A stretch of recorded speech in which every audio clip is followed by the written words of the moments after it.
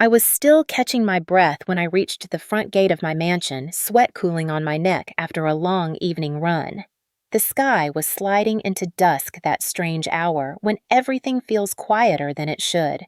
I had my earbuds out, my phone in my hand, and nothing on my mind except a shower and a late dinner.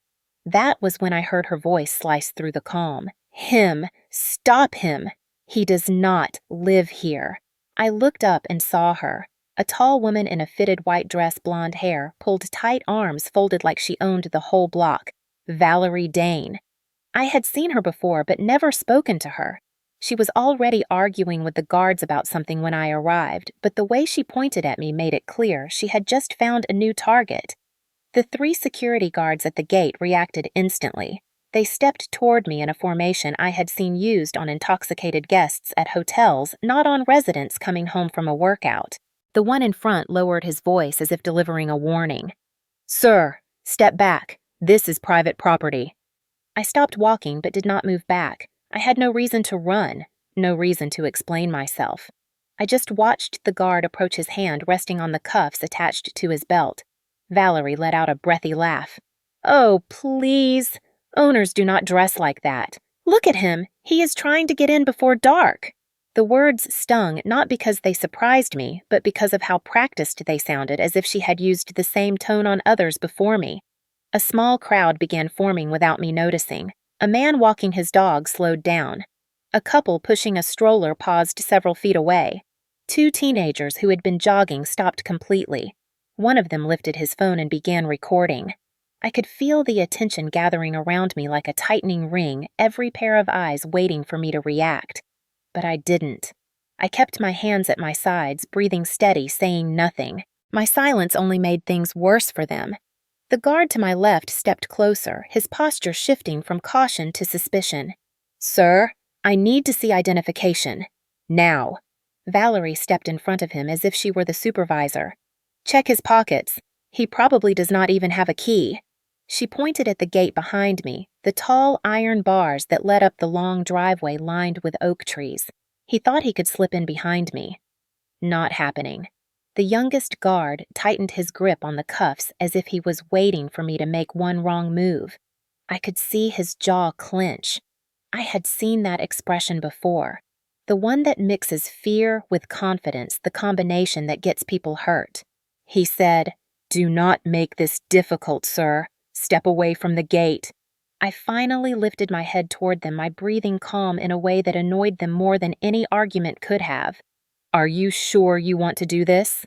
The guard froze as if the words hit something deeper than he expected. Valerie scoffed. "Oh, please, do not play the victim. You do not live here. Just stop pretending." I took one step forward, not aggressive, not challenging, just deliberate. The youngest guard reached for my arm, fingers grazing my skin as if he were about to drag me backward. The crowd murmured uneasy. One teenager whispered to his friend, "Dude, is this for real?" Another person said, "I think he does live here. I have seen him before." But their uncertainty didn't matter. Valerie's voice dominated the noise. She kept pushing the narrative, pushing the guards, pushing the moment further into something it never should have become. "Do your job," she snapped at them. "Detain him before he runs." That was when I noticed it. A soft flicker of red light behind me, high on the metal panel beside the gate. The sensors had activated. They scanned quietly a sound no one else noticed. Not yet. I did not look back. I did not need to. I knew what was coming. I knew what the system would say once it finished verifying what no one here believed. The guards kept circling. The crowd kept filming. Valerie kept spitting accusations, and I stayed exactly where I was, calm in the center of their panic. The gate behind me blinked again, this time brighter. Nobody turned around. Nobody realized the entire system had already identified me. All they saw was a man in running clothes. All they cared about was the assumption they had already made. The teenager recording whispered, "This is getting crazy." And it was. Because the moment the truth activated behind me, the moment that quiet hum finished verifying my face, my voice, my access level, everything they thought they knew was about to fall apart. But I said nothing. I let them push the moment to its breaking point. I let them choose their side. I let them commit to their mistake. I stood there silently while they stacked their assumptions higher and higher, not realizing they were building the very platform from which they were about to fall. The red light blinked one more time. None of them saw it. Not yet. The moment the youngest guard's hand wrapped around my arm, the entire mood on the sidewalk shifted. It was subtle at first, just a collective gasp from the people watching, but I felt the tension sharpen like a blade pressed against my skin. He gripped me harder than necessary, the kind of grip you use on someone you have already decided is guilty. His voice came out shorter, harsher, as if touching me gave him the authority he thought he lacked. "Sir, step away from the gate." I did not move. I let him hold on to me as if I were some stranger sneaking into a neighborhood I did not belong in. Valerie leaned in with an expression of triumph she did not bother hiding. "Thankfully, someone here is doing their job. He is trying to get in before dark." "They always do." She said it loudly, intentionally, letting the implication smear across the crowd like spilled ink. The guard behind her nodded as if her words were evidence. The crowd reacted again. A woman holding a grocery bag whispered to the man next to her, "This seems wrong." The two teenagers kept recording one shaking his head in disbelief. "Dude, why are they grabbing him like that?" The younger guard pressed the radio clipped to his shoulder, speaking urgently. "Dispatch, we have a possible trespasser refusing to leave, requesting supervisor." Static crackled back at him. The signal stuttered. He hit the radio again harder this time, but the only response was more static. Valerie sighed dramatically. "For God's sake, just detain him. He is going to run any second." I let the guard keep his hold. My heartbeat stayed level, not rising to match the panic building around me. "Your mistake is getting bigger every second," I said quietly. The guard clenched his jaw. "Stop resisting." I wasn't resisting. I was standing still. He was the one trembling. The older guard stepped forward as backup, his expression caught between suspicion and discomfort. "Sir, you need to comply. Identification. Now." I didn't reach for anything. A sudden movement would only escalate the chaos, and the last thing I intended to do was give them an excuse. I said evenly, "I told you, this is a mistake." Valerie barked a laugh that cut through the air like broken glass. "A mistake. Right. A man in sweat clothes just happens to walk up to a multi-million-dollar mansion and thinks we will let him stroll in. Please." She scanned the crowd looking for validation. "And of course, some of you are falling for it." The crowd murmured, shifting from curiosity to concern. A neighbor who had recognized me earlier tried to move forward, but the second guard lifted a hand to stop him. "Stay back, sir. This is a security matter." The neighbor protested. "I think you have the wrong G." The guard cut him off with a short, sharp command. "Stay back." Valerie shot the neighbor a glare.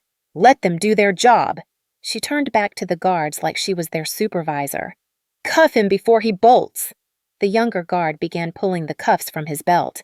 I felt the cold metal brush against my wrist. The crowd reacted instantly. "You cannot just cuff him. He did not do anything." "Hold on, man. This feels off." The guard snapped, "Stay out of it. One more step and you will be detained too."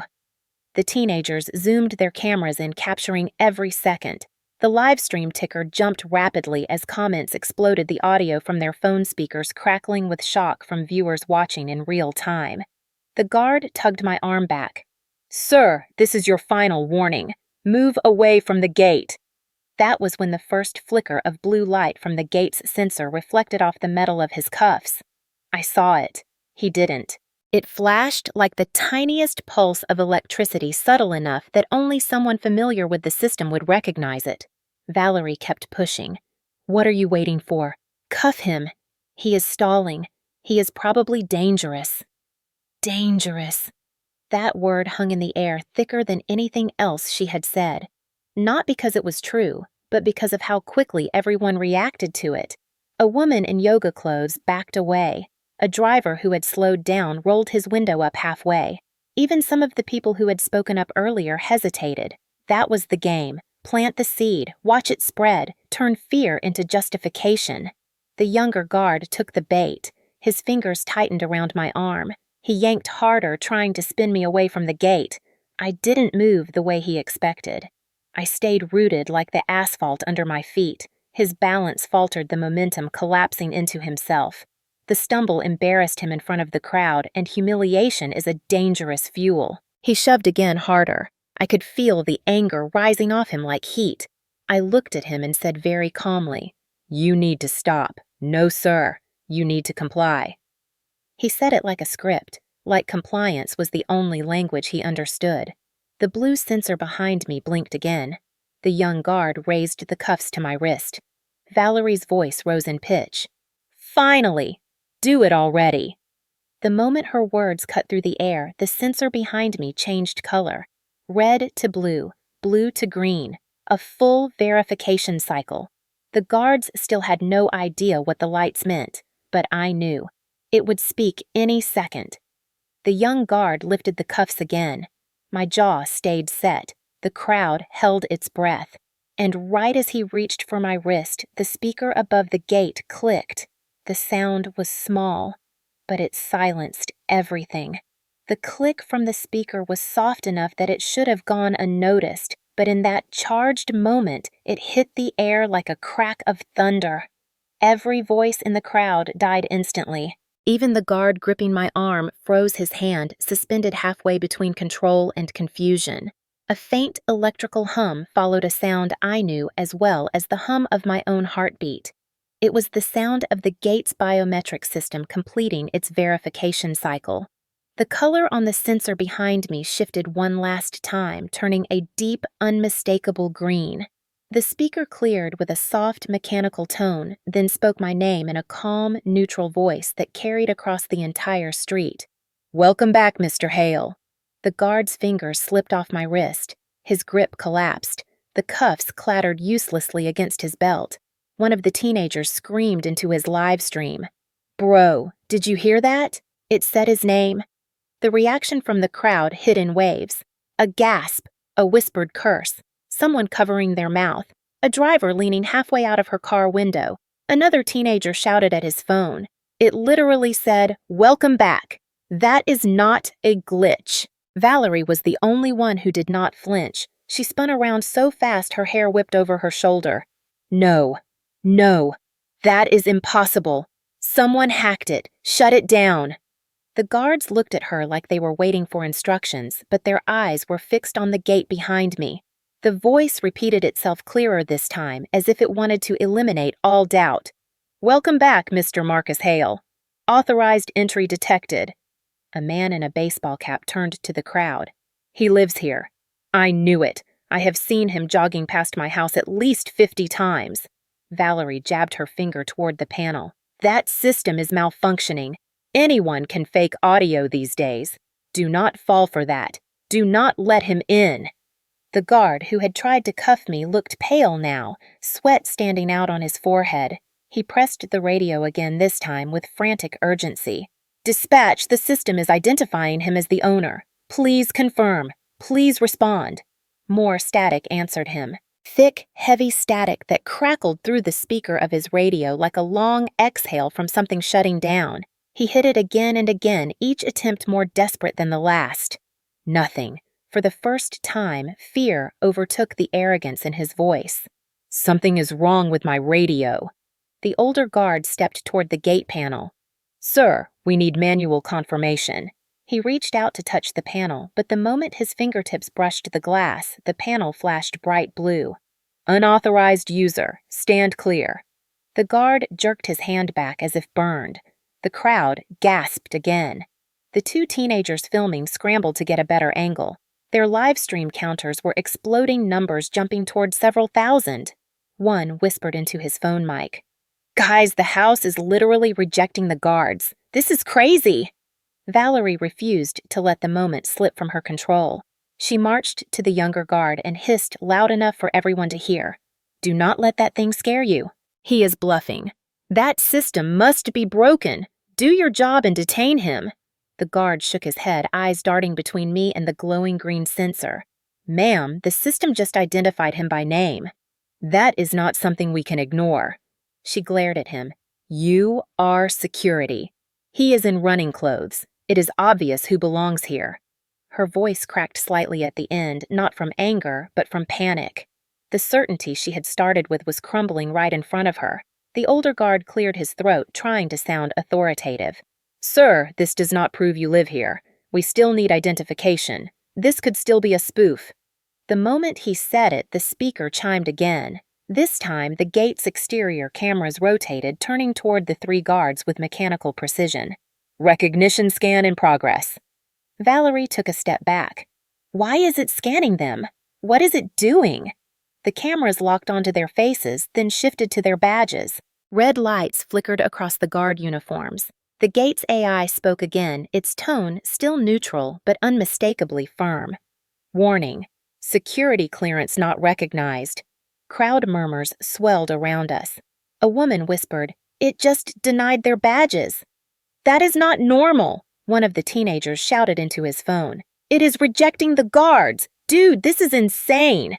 The older guard tried to keep control, but his voice cracked. "This is some kind of error." His hand hovered near his badge. "I know my clearance level." The badge on his chest blinked again. Red, red, then dark. The light died completely. Valerie's face reddened as her confidence evaporated. This is some trick. He must have tampered with the system. "Houses do not do this." I finally spoke my voice even. "They do when you own them." She shook her head violently. "No, I refuse to believe this. You expect me to think that you live in this property. You expect me to believe you belong here." I looked at her not with anger, but with a calm that made her flinch. "I do not expect you to believe anything. The system already confirmed it." The crowd leaned in, drawn to the unfolding truth. The guards looked between me and the glowing gate like they were witnessing something they could not explain. The younger guard attempted one last argument. The system could be hacked. Technology fails. That does not mean that he is the owner. The gate interrupted him with a new message. Identity confirmed. Owner status verified. Marcus Hale. Access level 1. All others restricted. The street erupted. People gasped. Phones shot higher into the air. Someone shouted, "He is the owner. You grabbed the owner." Valerie stumbled back as if the words physically hit her. Her mouth fell open. "No, no, that cannot be." The guards stood frozen, caught between their training and the undeniable truth blaring out of the gate's own speakers.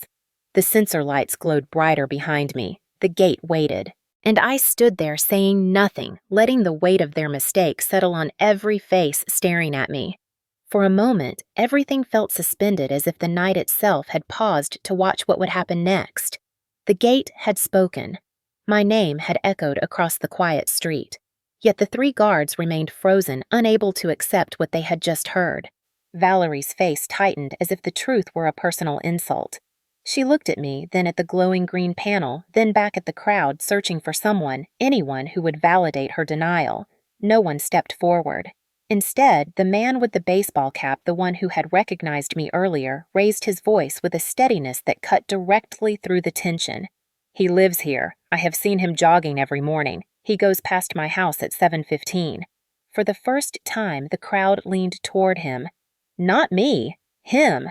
People were hungry for clarity for someone who belonged to their world, to confirm what the gate had already declared. A woman holding her stroller's handle nodded vigorously. "I have seen him too. He always waves." Valerie snapped her head toward her eyes blazing. "You must be mistaken. He is pretending. Anyone can fake a smile and wave." The woman frowned. "I know a resident when I see one, and I know when someone is being mistreated." A murmur rolled through the crowd, a ripple of agreement and awakening. That was the moment the strangers stopped being passive onlookers and started becoming something else entirely. Witnesses, judges, a jury forming in real time. The older guard rubbed the back of his neck, clearly rattled. His voice wavered. "Ma'am, with all due respect, the system identified him by name. That cannot be ignored." Valerie barked out a humorless laugh. "Oh, please, I do not care what some glitching robot voice says. Look at him. He does not fit." That was when a voice rose from behind the stroller woman. Deep, steady, and old enough to belong to someone who had lived in the neighborhood for decades. I have lived across the street for 12 years. I know exactly who belongs here and who doesn't. Everyone turned. An elderly black man stepped forward, his posture straight, his gray hair neatly cut. He looked at Valerie not with anger, but with calm authority. And him, he nodded at me. He belongs here more than most. Valerie's mouth fell open. You cannot be serious. The older man ignored her outrage. He looked directly at the guards. You put your hands on the owner of the house. You need to stop now. The younger guard's face had lost all its color. He looked like he was fighting the urge to apologize then and there. The teenager with the live stream turned the camera to the older neighbor. Comments exploded across his screen so fast the text blurred. A viewer wrote, "Respect that elder." Another typed, "White lady is losing it." Someone else. This is classic profiling. Valerie took a shaky breath and pointed at the older neighbor as if accusing him of betrayal. You do not know what you are talking about, and you do not speak for this neighborhood. The older man tilted his head. Maybe not, but the gate does. More murmurs. Phones were still up recording everything. The driver in the electric SUV stepped out of her car, now crossing her arms as she walked closer. I saw him getting packages at that gate last week. He signed for them. You think he hacked UPS too? Someone snorted. The crowd cracked with small flashes of disbelief, irritation, and shifting loyalties. The tide was turning. Valerie's jaw clenched as she sensed it. She stepped forward again and pointed directly at my face, her voice trembling now but still sharp. You all are being fooled. People like him do not live in houses like this. That sentence fell into the air like a brick thrown into water. Heavy, unmissable. The entire crowd recoiled, their reactions instant and visceral. A woman near the sidewalk gasped out loud. Did you just say that? A father holding his daughter's hand pulled her closer as if shielding her from the ugliness of it. Even one of the guards muttered under his breath, "Oh no." The teenager live streaming shouted at his phone. She said it. She literally said it. Thousands of viewers were now hearing the same sentence over and over as the clip replayed in real time. Valerie seemed to realize too late what she had revealed. She tried to recover, stumbling over her own words. I did not mean it like that. You are twisting my meaning. But the crowd was not buying it. Not anymore. The woman with the stroller took a step forward, her voice steady.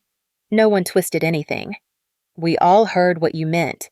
A buzz moved through the crowd, sharp and electric, the kind of energy that forms when people witness an injustice spoken out loud, an injustice they cannot unhear. I stood silently in the center of it all, not reacting, not giving Valerie the emotional fight she wanted.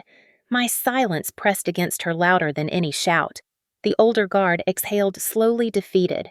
Ma'am, you need to let us handle this. Valerie spun on him, eyes wide with panic. Then handle it. Arrest him. Charge him. I do not care. Just get him away from here. The gate's sensor lights pulsed behind me, glowing green. Almost brighter now, as if responding to the tension, the elderly neighbor spoke again, his tone measured and cool. The only person who should be removed from this gate is you. The crowd nodded in agreement. A man near the back shouted, She is embarrassing herself. Another added, She is embarrassing all of us. Valerie's face twisted, her confidence collapsing under the weight of public judgment. She looked at me again, desperate for her version of reality to stick. You do not belong here. You never will. That final attempt at authority only strengthened the shift happening around us. The crowd no longer doubted. The strangers no longer wavered. They had taken a side. They had taken mine. And she was the one standing alone. The moment Valerie's last words faded into the air, something inside the younger guard finally snapped. It was not logic, not protocol, not caution. It was the sting of humiliation, the fear of looking foolish in front of a growing crowd. His breath hitched, and before anyone had time to react, he lunged forward and grabbed my arm again, harder this time with both hands. The force of it jolted my shoulder back a step. A wave of gasps exploded across the sidewalk. A woman shouted, "Hey, stop!" The teenager holding the live stream yelled into his phone. He put hands on him again. Someone else cried, "He said he is the owner! Let him go!" The guard ignored them all. His fingers dug into my skin like he was trying to make up for every mistake he had already made. His partner stepped in to help, gripping my other arm, trying to twist me away from the gate. Their movements were frantic, disorganized, more driven by desperation than by any training they claimed to have. Valerie, seeing them take action, lit up with vindication. "Yes, restrain him. Do not let him near that house. He is lying. He is absolutely lying." But the crowd was no longer with her. "You cannot do that!" someone yelled. A man near the sidewalk shouted, "He is not resisting! What are you doing?" The older guard held up a hand, his voice cracking. Wait a second." But the younger guard was beyond listening. His grip tightened. He raised the cuffs once more, shoving them toward my wrist, shouting, "You are under detainment! Step away from the gate!" That was when the light changed. The gate's ground lights, normally soft and subtle, snapped on with a blast of white intensity strong enough to cast shadows across the entire pavement. It was bright enough to make half the people in the crowd shield their eyes. The guards froze mid-motion. The younger guard's breath caught in his chest. The flashlight brightness was not random. It was part of the mansion's defensive automation system, a feature designed to deter intruders and alert the owner. And right now, I was the owner being mishandled on my own property. The speaker above the gate emitted a tone, a clean synthetic chime that forced silence over every voice on the street. Then the AI spoke, its voice no longer just neutral, but carrying a new, sharper edge. "Warning: unauthorized physical contact with the property owner." All three guards went still. The younger guard's hands fell away from my arms as if the words had burned him. His face drained of color. The older guard whispered, "Oh God!" The teenager with the live stream nearly dropped his phone. Dude, did you hear that?" The AI was not done. Physical escalation detected. Security privileges under review. The younger guard shook his head violently, like he could shake the words out of existence. This is wrong. That system is malfunctioning." Valerie staggered back, gripping her purse strap like she needed it to hold herself together. "Stop listening to it. That is a machine. Machines malfunction. He is tricking it. He has to be." But her words no longer convinced anyone. The crowd had heard what it heard. A man near the curb laughed once, a harsh, stunned sound. "The house is protecting him," someone else said. "So who is he now, huh?" The younger guard, trembling, slapped his badge with the heel of his hand. His badge blinked red again, faster, then slower, then completely dark. The LED light inside it fizzled before shutting off entirely. It died right there on his chest. His partner's badge flickered next, then failed the same way. The older guard tapped his earpiece. Dead air. Nothing but a hiss. He tried again.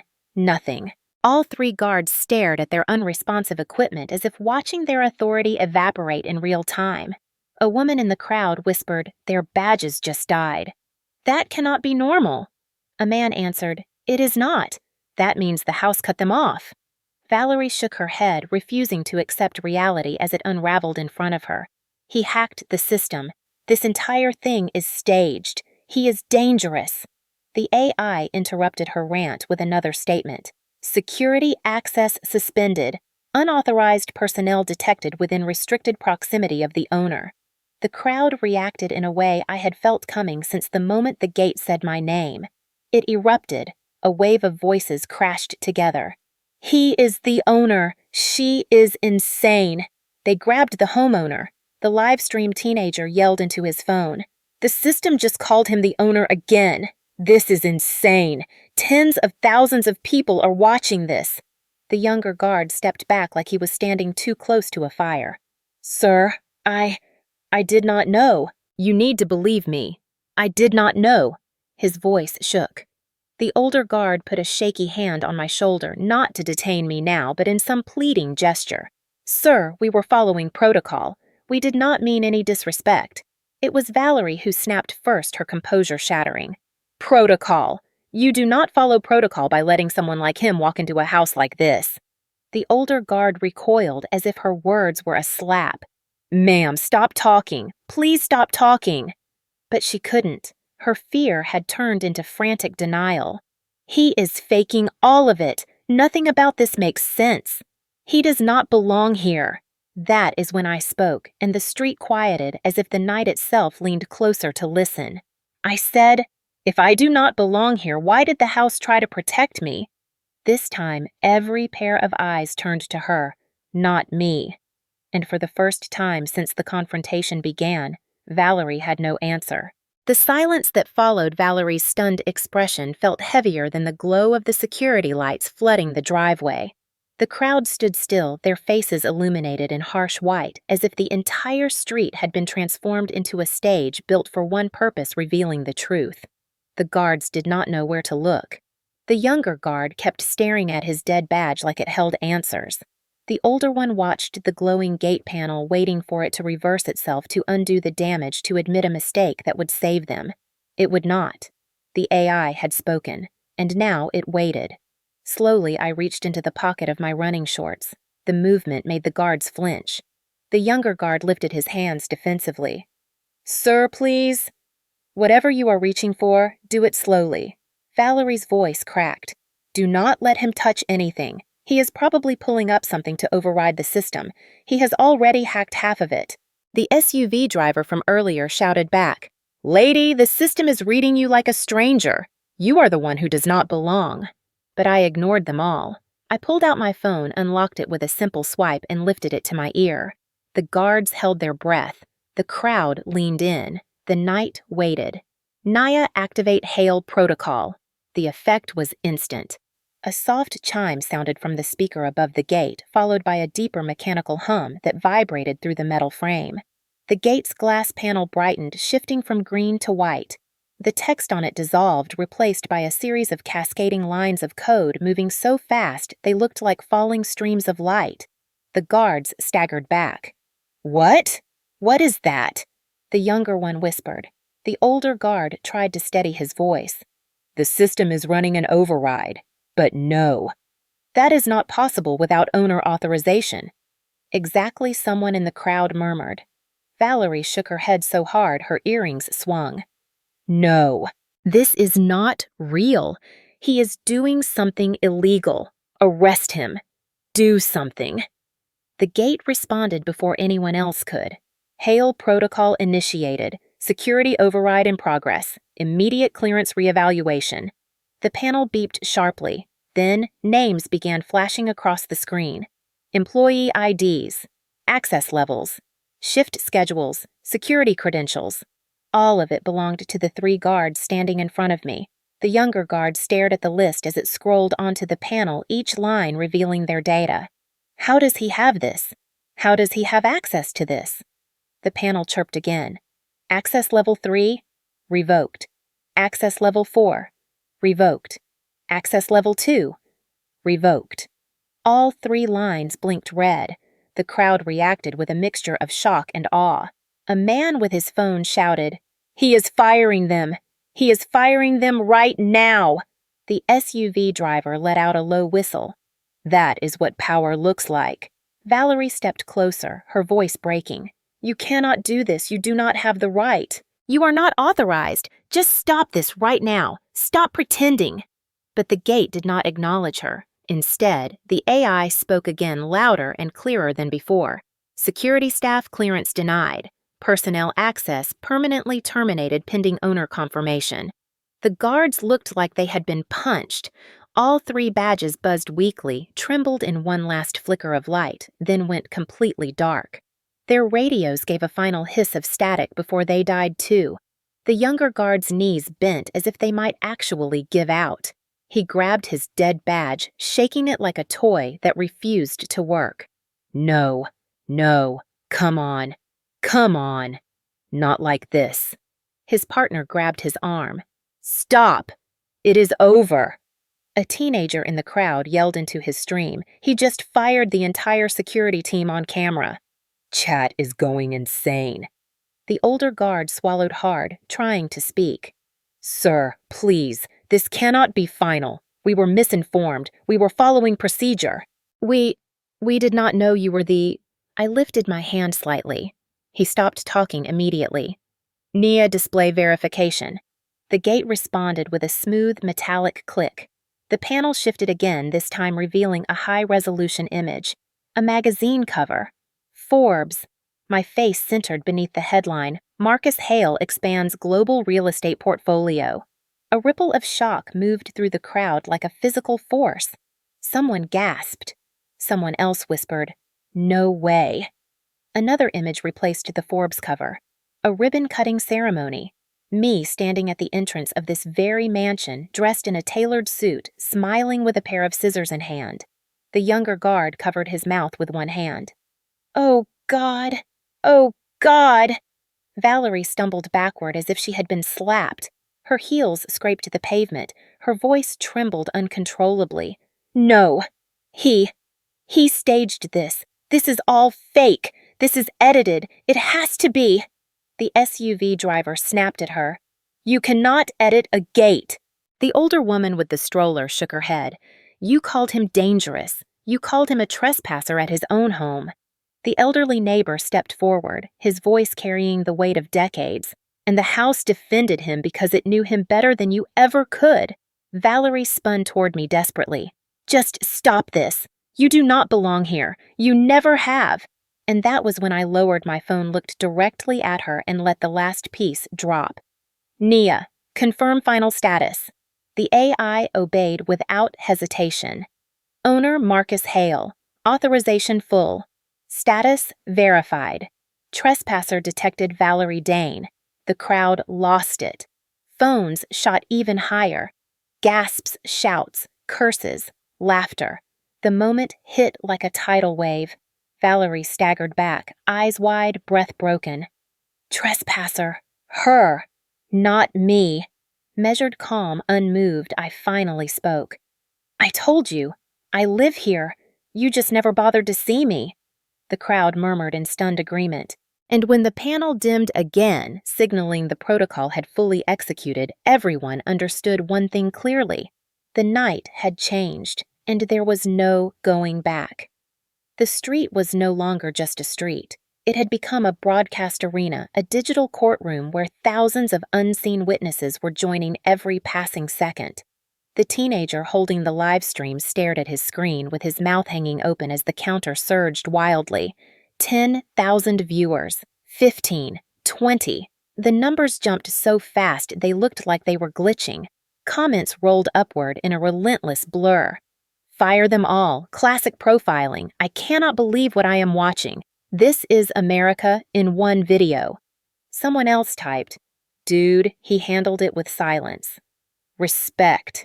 The teenager's voice shook with adrenaline as he narrated half to the camera and half to himself. "Guys, this is insane. The gate called him the owner. It shut down the guards. It literally called the lady a trespasser." Chat exploded at that. One comment in all caps read, "This is what justice looks like." The three guards, pale and disoriented, stood rooted in the driveway's glare. Their badges hung dead on their chests. Their radios were silent bricks at their belts.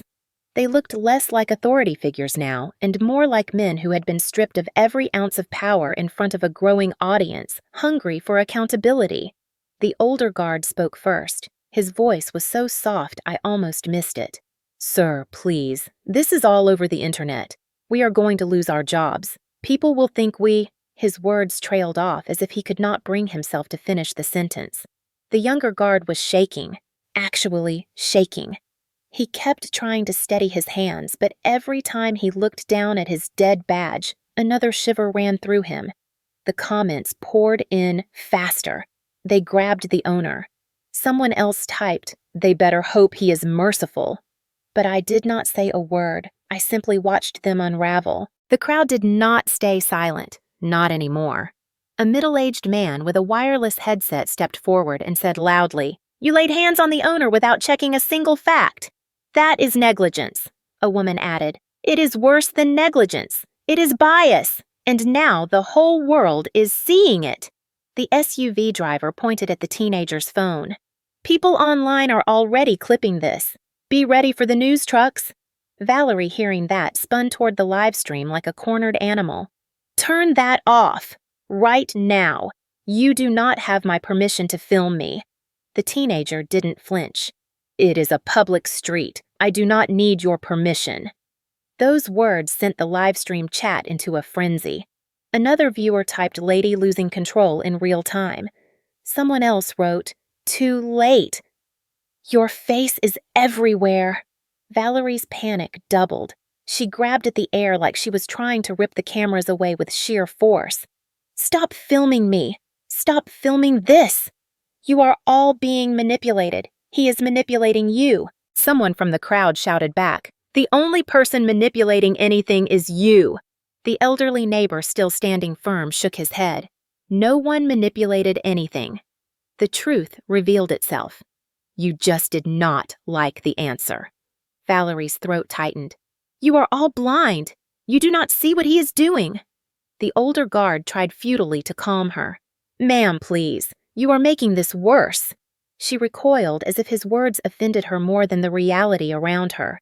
"Do not tell me what to do. I know exactly what is happening. He is using that machine to make fools out of all of you." Another burst of comments filled the live stream. "She still thinks she has authority." Someone else wrote, "Watching her unravel is unreal." A viewer typed, "This is the kind of story I tell my kids about justice." The younger guard finally stepped forward, eyes glistening with something close to tears. "Sir, I swear we did not intend harm. We thought she was the resident. We were doing our jobs." I looked at him. His fear was real. His regret was real. But so were his choices. And the choices were documented now not in hearsay, but in pixels, timestamps, and thousands of witness accounts. Valerie scoffed at the guards. "Stop apologizing to him. He fooled the system and fooled all of you. Look at him. Look at how he is dressed. Does that look like a homeowner?" The live stream comments erupted again. Someone wrote, "This woman is digging her own grave." Another said, "People like her do not belong in neighborhoods like this." The SUV driver crossed her arms. "No one cares what he is wearing. The house knows who he is. You are the only one who refuses to see it." The teenager panned his phone from Valerie to me and back to the guards. "Chat, this is out of control. People are joining from Europe. Someone says they screen recorded the whole thing." Another viewer typed, "Somebody call the news. This is bigger than TikTok." The older woman with the stroller looked directly at the guards. "I hope you understand now. You cannot judge people on appearance. Not anymore. Not ever again." The older guard nodded slowly. His voice cracked. "Yes, ma'am. We understand." The younger guard swallowed. "Sir, please. We have families. We did not mean harm. We—" His voice broke. The comments caught it instantly. Someone typed, "Now he wants sympathy." Another said, "Should have thought of your family before you twisted a man's arm." The digital jury had spoken.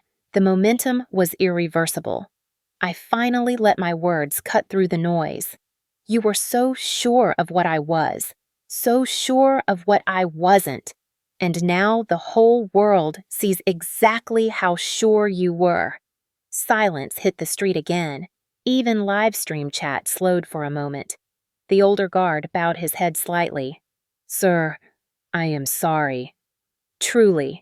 Before anything else could happen, the teenager yelled, "Oh my God, we hit 50,000 live viewers. 50,000. That number echoed off the pavement like a verdict. The guards stared at each other in horror. Valerie stared at me in disbelief, but I simply looked up at the cameras above the gate.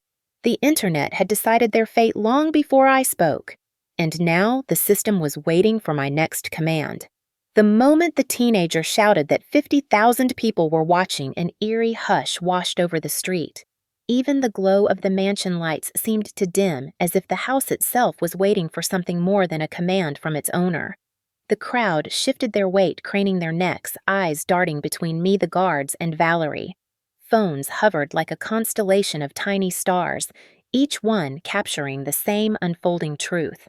Until this point, I had barely spoken. I had let the system, the facts, the crowd, and their own actions speak for themselves.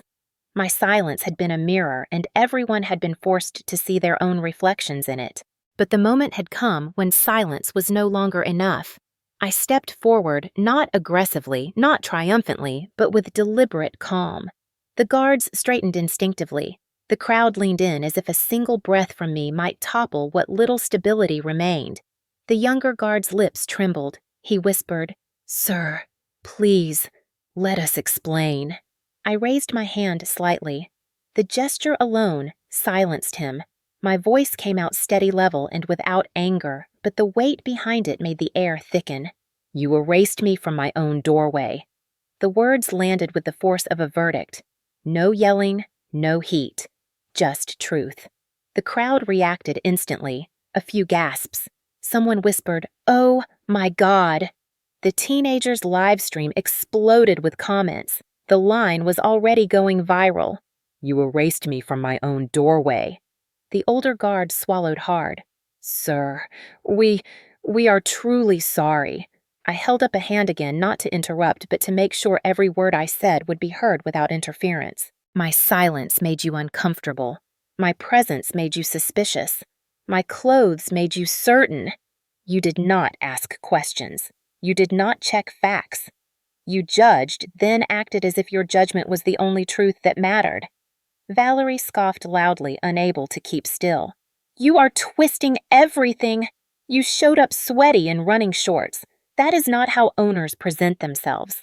Look at this place. Owners look like owners." The look I gave her was not cruel. It was simply honest. "And what does an owner look like to you?" She opened her mouth, but no sound came out. The question hung in the air, pulling the tension tighter. The crowd shifted. The older woman with the stroller murmured, "That is the problem. Right there." The older guard stared at the ground. "Sir, we made assumptions. We were wrong. We know that now, but we were just doing our jobs." My voice remained calm. "Your badge gave you authority, but you used your assumption as proof, and that is not a job, that is a choice. The younger guard closed his eyes tight as if my words stung more than the AI stripping his access. Valerie tried to cut through the tension again, clinging to her last thread of denial. "You are not some victim. The system is overreacting. This whole thing is a misunderstanding. You should have just explained yourself." I stepped closer. Not threatening, just close enough that she finally had to meet my eyes. I did not have to explain myself at the gate of my own home. My voice was calm, but the truth in it made her take a step back. The crowd murmured agreeing. Phones tilted closer. The teenager whispered, "Guys, this is next level." I continued still, without raising my voice. "You decided who I was before I said a single word. And you decided who you were before checking a single fact." Silence swallowed the street. Even Valerie seemed momentarily stunned. The younger guard whispered again, almost pleading, "Sir, we know. We know we were wrong." The crowd turned toward him. The comments on the live stream shifted. Some viewers wrote, "At least he admits it." Others said, "Too late. Should have thought before grabbing him." I took a breath. I spoke clearly. "My existence is not a threat, but your certainty was." Again, no yelling, no rage, just truth. A truth heavy enough that even Valerie's bravado cracked. She looked around, eyes darting from face to face, realizing not a single person stood with her now. The older neighbor stepped closer, his voice soft but firm. "Son, speak. They need to hear it." The entire street seemed to lean toward me. I looked at the guards, at Valerie, at the onlookers, at the thousands watching online, and I said, "Appearance is not evidence. Silence is not guilt. And assumptions are not law." The crowd reacted out loud, a ripple of agreement, anger at what they had witnessed, and relief that someone had finally articulated what they felt. Valerie opened her mouth to protest again, but her voice cracked. "You are making this something it is not." I looked directly at her. "You made it something it never should have been." That broke something in her. Her shoulders collapsed inward, her expression twisting with something between fear and humiliation. She had no more words prepared. I turned my attention back to the guards. There is a difference between being wrong and being committed to being wrong. You crossed that line when you put your hands on me. The younger guard flinched as if he felt the memory physically. The older guard nodded slowly, the defeat heavy on his features. "Sir, we understand. The comments on the live stream surged again. Someone typed, "This man is speaking pure truth." Another added, "This belongs in a courtroom." A third, "He handled it better than anyone would." I finally let silence settle again, letting the moment breathe, letting the consequences settle on the shoulders of those who had earned them. Then, with a calmness so absolute it made Valerie shiver, I said, "Your badge does not give you the right to decide my identity." I decide that. The hush that followed was absolute. The guards knew what was coming. Valerie knew too. And the system silent now waited only for my next command. The silence that followed my words felt like a final warning, the kind that seeps into the skin and tells everyone in earshot that the moment they feared had finally arrived. The guards stood stiffly, no longer reaching for cuffs, no longer speaking over each other, no longer pretending they had any authority left to cling to. Valerie, whose voice had filled the street earlier like a siren, now looked around desperately for someone who would defend her, someone who would echo her disbelief, someone who could stop what was coming. No one did. The crowd had become a wall of judgment, quiet, unshakable, watching everything unfold with a mixture of shock and unfiltered satisfaction. The teenager whispered into his live stream, Guys, he is about to decide their fate." Chat exploded with comments instantly. "Do it! Fire them! They deserve it! Accountability. Real accountability. This is history in the making." The security lights glowed brighter, casting long shadows across the pavement. Even the house seemed to lean into the moment's sensors, humming in a low, steady rhythm that vibrated through the air. I took a small step toward the guards. The youngest one flinched. The older guard straightened in a posture that looked more like surrender than professionalism. I said, "When you decided who I was, you thought the consequences would only fall on me." The younger guard swallowed. "Sir, please." "We did not know." We did not mean I spoke over him, not harshly, but with a calm that cut deeper than shouting. "You acted without knowing. You assumed without asking. You touched without permission. Those are choices, not accidents." The crowd murmured, agreeing. A woman near the sidewalk nodded, saying under her breath, "Exactly." Valerie took a shaky step forward. She tried to sound authoritative, but her voice cracked from fear. "You cannot punish them for a misunderstanding. They were following protocol. You are taking this too far." Her desperation only exposed her. I turned to face her fully. Protocol does not include grabbing the homeowner.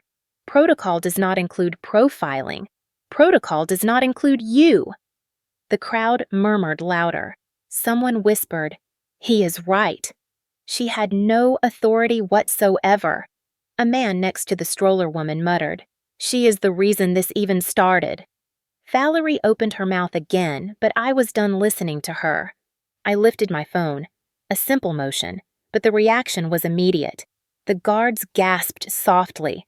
The crowd inhaled sharply. The teenager yelled, "Oh my God, he is actually doing it!" Chat went wild. The AI system beeped from the gate, recognizing the device in my hand. "Nia," I said, voice low and steady, reviewed disciplinary protocol for West Ridge security staff. The gate panel brightened instantly. Reviewing. 3 lines of data scrolled across the screen. Officer Miller. Access level revoked. Officer Reyes. Access level revoked. Officer Vernon. Access level revoked. The text blinked once, then a new message appeared. Disciplinary action pending owner authorization. Valerie's voice pitched upward. "Stop. Stop right now. You do not get to ruin their lives over this. This is not justice." The older neighbor spoke calm but firm. "No, ma'am. This is exactly what justice looks like." The guards stared at him, then at me, then at the screen.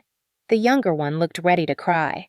"Sir, we have families. We made a mistake. We admit that. You proved what we did wrong. Please." I let him finish. Then I said, "The internet did not force this. I did not force this. You did. You grabbed me. You dismissed me. You ignored every sign that you were wrong, until the house itself had to correct you." Officer Miller, the younger guard, lost the fight in his knees. He dropped to a crouch, breathing hard, staring at the ground like it might offer him a way out. I continued, "You did not just disrespect me. You violated the rules of this community. You disrespected the people watching. You disrespected yourselves." The SUV driver stepped forward. "They should not be allowed to work here. They cannot be trusted." Valerie snapped, "You do not get to speak for this neighborhood." The driver shot back, "Neither do you." The panel beeped. "Ready for owner decision. Execute termination. Or restore clearance." Chat exploded. "Fire them. Terminate. Accountability." The teenager whispered, "This is crazy. This is actually happening." The younger guard lifted his hands as if praying. "Sir, one chance, please." I met his eyes. "I gave you one chance."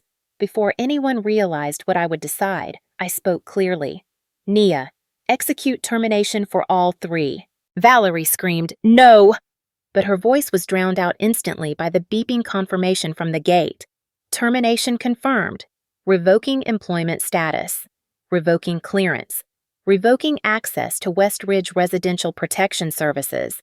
Their badges buzzed violently, then shut off so completely they looked like empty plastic shells.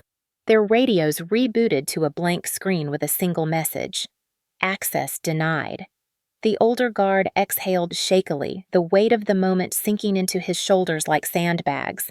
The younger guard pressed his palm to his forehead. Officer Reyes, the third guard, muttered, "We really lost everything." A voice in the crowd called out, "You lost it the moment you grabbed him." Another person shouted, "This is the consequence. Deal with it." Valerie looked like she had been punched. She stepped backward, shaking her head in disbelief. "You cannot just end their careers. You do not have that kind of power."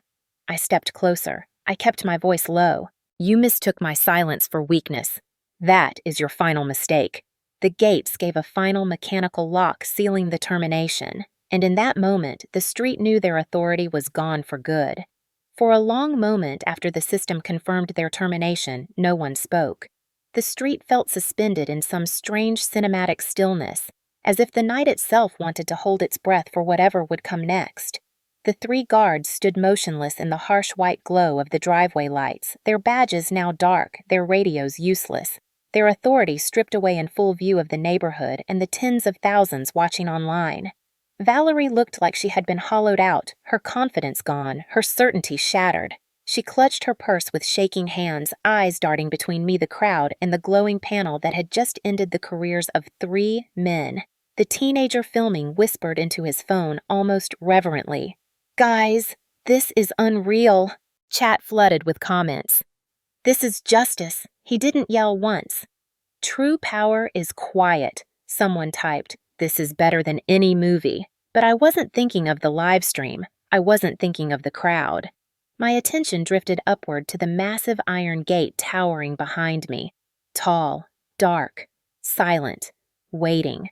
It had been closed this entire time, standing between me and the home I had built with years of work sacrifice and unspoken battles.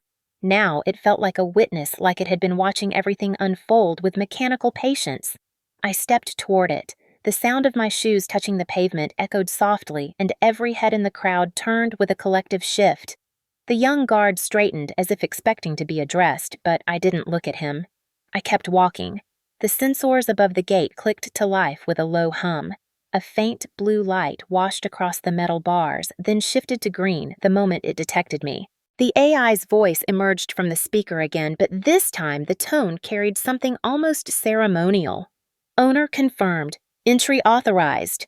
The iron panels shuddered. Then they began to move. Slowly, deliberately, like curtains opening on the final act of a play that had been waiting all night to reach this moment. The grinding of metal on metal echoed through the quiet suburban block, drowning out the murmurs of the crowd. Valerie stumbled backward. No, this cannot be happening. He cannot just walk in like that." Someone snapped back. "Are you hearing yourself? He owns the place." The older guard whispered, defeated. "He really is the owner." I ignored all of them. I kept walking as the gate opened wider, revealing the full length of the driveway bathed in a golden wash of warm lights. My mansion stood at the top of the hill, elegant and still, its windows glowing softly against the night sky like a home welcoming its owner back. For the first time since the confrontation began, the crowd fell completely silent. Not even a phone beeped, not even a child fussed. It was the silence of witnessing something undeniable, something that did not need to be explained, argued, or proven. The truth was opening right in front of them. The moment the gate reached its full span, the lights along the driveway brightened, illuminating a clear path from where I stood to the front door. The mansion's exterior lights flickered once as if acknowledging me. The speaker above the gate repeated one final line. "Welcome home, Mr. Hale." The teenager filming couldn't stop himself. "Oh my God. Oh my God." It said it again. "Chat is losing it." Valerie shook her head, her voice trembling as she tried desperately to cling to whatever denial she had left. He must have staged this. He hacked something. But no one listened to her anymore. The SUV driver folded her arms. "Lady, you have embarrassed yourself enough for one night." Someone else said she should be the one escorted out of here. A man near the sidewalk added, "This is what happens when you judge people by appearance. You get humbled on camera." The older neighbor stepped closer, his gaze warm and steady. "Go on, son. Go home. You earned your peace tonight." I nodded slightly, not in pride, but in acknowledgement. Then I stepped across the threshold of the gate. It felt different this time, heavier, final, symbolic in a way that made my footsteps echo not just on the pavement, but through the minds of everyone watching. Behind me, the guards stood like statues stripped of their purpose. Valerie stood frozen, her hands trembling so violently she could barely hold on to her purse. The crowd parted instinctively as if giving space to a truth they could no longer deny. The teenager whispered into his phone, almost emotional. "He is walking in. He is going home. This is the most satisfying thing I have ever seen." As I walked deeper into the driveway, the mansion lights brightened again, washing over me with warmth that felt like recognition, like belonging. Like reclaiming something that had nearly been taken from me by assumptions, arrogance, and ignorance. I did not look back, at least not yet. I let the golden lights guide me, let the breeze carry the last remnants of tension away from my shoulders, let the house envelop me in the familiarity I had been denied at the gate. It wasn't until I reached the halfway point of the driveway that I finally turned. Slowly, purposefully. Behind me, the gate remained open, but the line between the crowd and my home was clearly drawn now. I looked at them, the guards, the neighbors, the cameras, the woman who had tried so hard to erase me. And in that moment, they all knew exactly what the gate had meant. I wasn't entering, I was returning. And the gate had opened for me alone. From halfway up the driveway, I could see every face clearly illuminated by the mansion lights that spilled across the pavement like a spotlight on truth. The crowd was still frozen at the gate, every phone held high, every expression locked between awe and regret. The guards looked smaller than they had earlier, stripped of the rigid posture that authority had once given them. Valerie looked the smallest of all. Her shoulders curled inward, her hands trembling, her face drained of every ounce of certainty she had wielded like a weapon. She wasn't just humiliated, she was exposed. I turned fully toward them, the gate framing the scene behind me like the opening to a story about to reach its final chapter. For hours they had judged me. Now they saw me. The older neighbor stepped forward, not crossing the threshold, but standing as close as he could without entering my property. His voice carried clearly. "Son, they finally see who you are." His words settled over the street like a quiet truth. The older guard, the one who had tried to keep control earlier, took a hesitant step forward. He didn't reach for me. He didn't try to reclaim authority. Instead, he lowered his head. "Sir, I do not know how to express how deeply we regret this. We have failed. We failed you. We failed our duty. We failed this community." The younger guard stared at the pavement, too ashamed to speak. His lips quivered as if he wanted to form an apology but couldn't push it past the lump in his throat. The third guard, Officer Reyes, spoke in a low voice. "I have been in security 15 years. I have never seen anything like this. We judged you without cause. We acted without confirmation.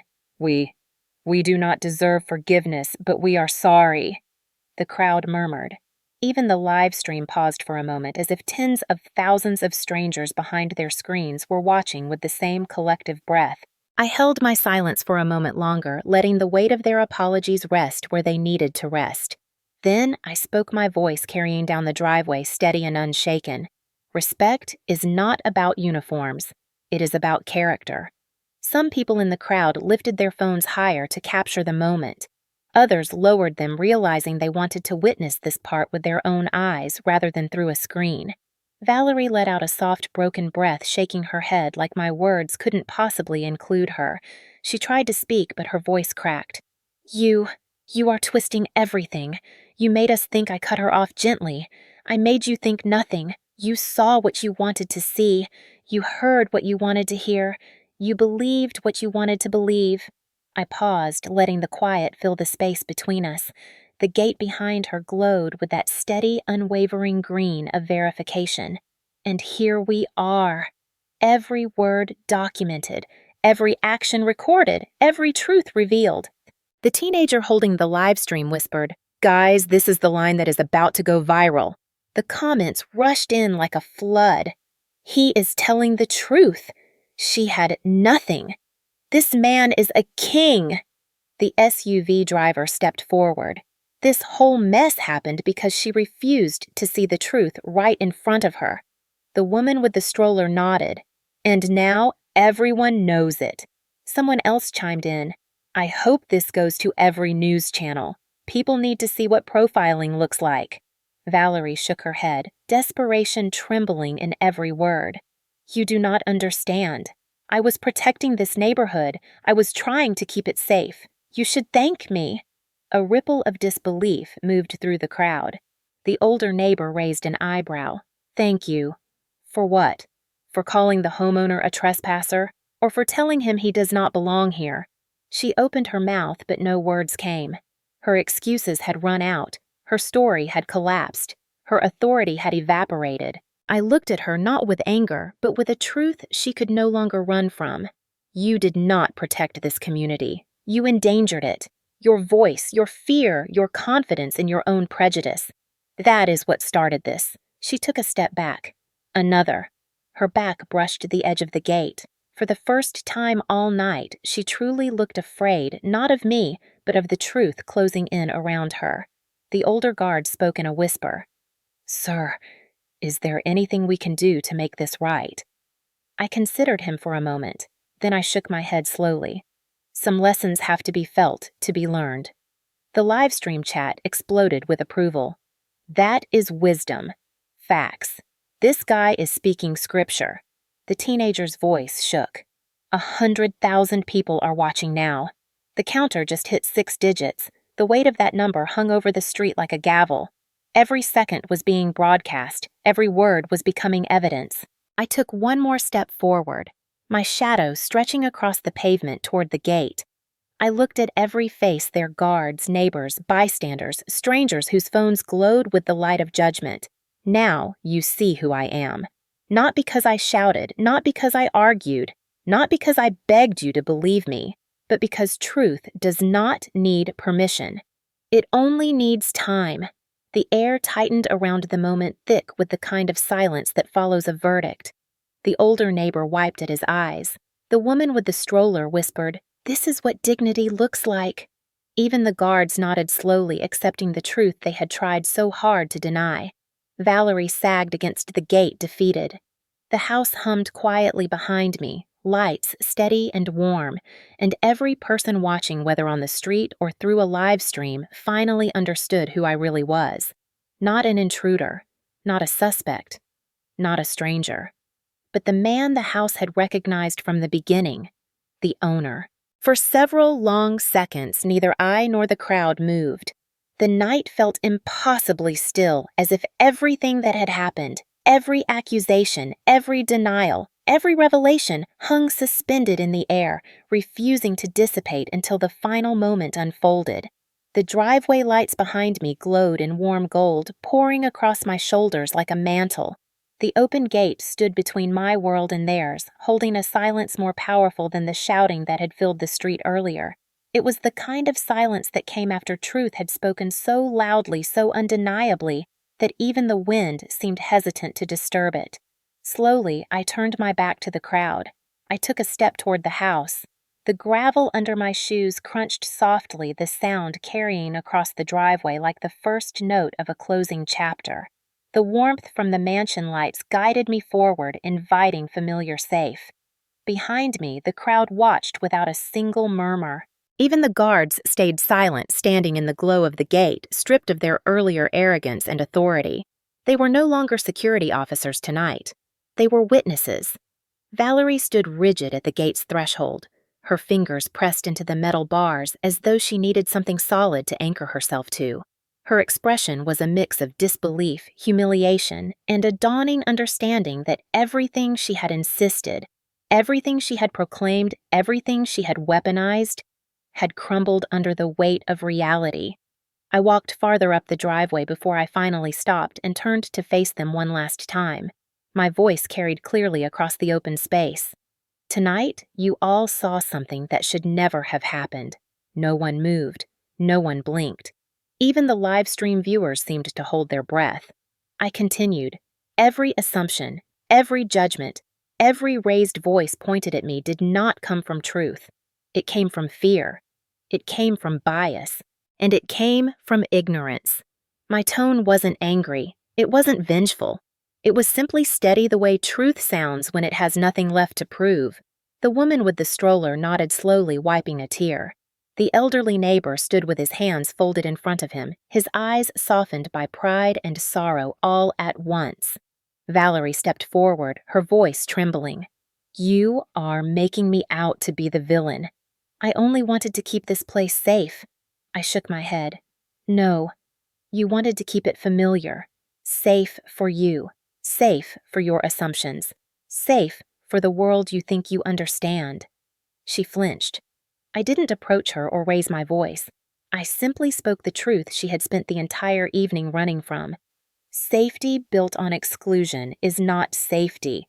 It is fear dressed as caution, and fear never justifies mistreating someone at their own gate. The crowd shifted their silence, turning into quiet agreement. The teenager live streaming whispered, "Chat. He is speaking sermons now." The comments flashed endlessly. "This is truth. I am crying. He is the definition of grace." I took a final breath and said I do not need to record justice. I am the result of it. Those words swept across the street like a verdict, like the closing statement of a trial that had never needed a judge because the truth had judged itself. A murmur rippled through the crowd. Even the guards lowered their heads, understanding the weight of what they had witnessed. I turned to walk the final distance toward my home. The driveway lights brightened slightly as I approached the front steps, as though the house was welcoming me deeper into its warmth after a long, exhausting night. Behind me, I heard the faint mechanical click of the gate beginning to close. Soft at first, then firmer. The slow grind of metal on metal marked the end of everything that had unfolded on the street. The crowd stood still, watching the gate narrow inch by inch. Valerie pressed a hand to her mouth, her shoulders trembling as the last remnants of the light from my driveway disappeared behind the closing iron. The guards remained frozen, their badges dead, their authority stripped away not by anger but by truth. The teenager filming whispered into his phone, "The gate is closing. This is the moment. Chat. This is it." As the gap reduced to the width of a palm, I turned my head slightly, not fully, just enough that my voice carried through the narrowing space. Justice is not loud. It is final. The gate shut completely with a soft but unmistakable thud, a sound like a judge's gavel, a sound that echoed through the quiet street, through the tense air, through the phones, still recording through every witness who stood in stunned silence. On my side of the gate, the night was calm, peaceful, familiar. I walked up the front steps of my home, each step light, yet deliberate. The mansion lights glowed warmly against the night sky, an unspoken reminder that I had nothing to prove here, that this place had always known me even when its visitors had not. At the top of the stairs, I placed my hand on the front door. It unlocked instantly with a soft click. Behind the gate on the other side of the driveway, people finally began to exhale. Some whispered apologies. Others exchanged stunned glances. Still others simply walked away, knowing they would carry this story with them for a long time. And as I stepped inside, letting the comforting warmth of my home wrap around me, I knew one thing with complete certainty. The world outside would talk about what happened tonight. They would remember the guards. They would remember the crowd. They would remember Valerie's unraveling. But more than anything, they would remember what the house itself had declared, who I truly was. And the gate that closed behind me had said it louder than anyone else ever could. The owner. The one who belonged. The one who never had to prove it again. Sometimes a night ends quietly. Sometimes it ends with a door closing, a sigh of relief, a moment of peace that settles into your bones. And sometimes a night ends the way this one did, with truth echoing louder than voices, louder than assumptions, louder than every doubt someone tried to cast over you. If you stayed with me through this entire story, then maybe you felt something shift too. Maybe you recognized a moment you lived through yourself. Maybe you saw a piece of your past, a memory you never quite found words for a moment when someone looked at you and decided who you were before you ever had the chance to speak. If you have ever been misjudged, if you have ever been spoken over, if you have ever had to stand still while someone else's assumption tried to rewrite your reality, then you already understand why nights like this matter. Maybe you have known what it is like to have your dignity questioned simply because of how you look, how you dress, where you stand, or what someone thinks you are supposed to be. And maybe, just maybe, you have learned the same lesson I learned tonight, that silence is not weakness. There are moments in life when silence is strength, and there are moments when silence becomes the mirror that reveals who people truly are. So if this story stirred something in you, if you felt the unfairness, the tension, the relief when truth finally rose to the surface, then stay with me for a moment longer, because stories like this are not just entertainment. They are reminders. They are warnings. They are quiet calls for us to see each other better than we did yesterday. If you watched this and thought, that could have been me, then you are exactly the kind of person who belongs here. If you said to yourself, I have lived through something like that, then your voice matters more than you know. And if you stayed through the entire journey from the moment they tried to turn me away at my own gate to the moment the door closed behind me, then you understand how powerful it is when truth finally stands up for itself. I want you to think about something for a moment. Not about me. About you. About the times you were silenced, but stood your ground. About the moments when you wanted to shout, but chose dignity instead. About the nights when the world made you feel small, but you walked into your own truth anyway. That is strength. That is courage. And that is the kind of story we tell here. If this story made your heart tighten, if it made you frustrated, if it made you angry, if it made you proud, that emotional roller coaster is exactly where understanding begins. It is where empathy grows. It is where awareness sharpens. Stories like this do not just reveal the world, they reveal us, what we fear, what we hope, what we expect from others, what we accept, and what we refuse to accept anymore. And if you want to keep exploring stories that challenge the way people see each other, stories that peel back the layers of humanity, we often hide stories that remind us that justice is not always loud, but it is always necessary. Then do one thing for me. Stay. Stay for the next story. Stay for the next truth. Stay for the next moment when someone finds their voice or their courage or their dignity again. And if you felt even a flicker of emotion tonight, even a small spark in your chest, then consider joining this community. Hit follow, leave a comment, share your thoughts, share your story if you have one. There is power in speaking, there is power in being heard, but more importantly, there is power in listening, because the world does not change when truth is spoken. It changes when truth is heard. And if you are here listening now, then you are already part of that change. So don't leave just yet. The next story is waiting, and something tells me you're going to want to hear it.